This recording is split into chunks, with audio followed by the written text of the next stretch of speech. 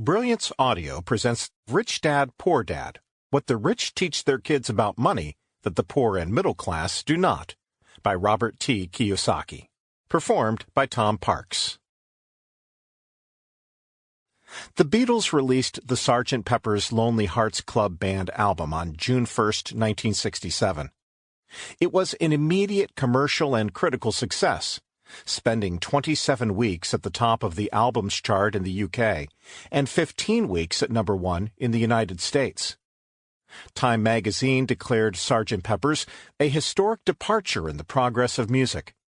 It won 4 Grammy Awards in 1968, as well as Album of the Year, the first rock album ever to receive that honor. Rich Dad, Poor Dad was released 20 years ago, on my 50th birthday, on April 8, 1997. Unlike the Beatles story, the book was not an immediate commercial success.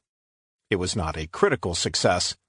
In fact, the book's release and the firestorm of criticism that followed was quite the opposite. Rich Dad, Poor Dad was originally self-published because every book publisher we approached turned my book down. A few rejection slips offered comments like, "You do not know what you are talking about." I learned that most publishers are more like my highly educated poor dad than my rich dad. Most publishers disagreed with my rich dad's lessons on money, as did my poor dad.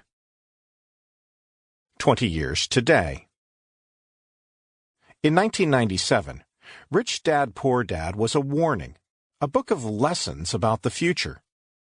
20 years later, millions of people around the world are more aware of my rich dad's warnings and his lessons about the future. With 2020 hindsight, many have said that his lessons were prophetic. Predictions come true. A few of those lessons are: Rich Dad's lesson number 1. The rich don't work for money. 20 years ago, a few publishers turned my book down because they did not agree with Rich Dad's number 1 lesson. Today, people are more aware of the growing divide between the rich and everyone else. Between 1993 and 2010, over 50% of the increase in the national income in the United States went to the wealthiest 1%.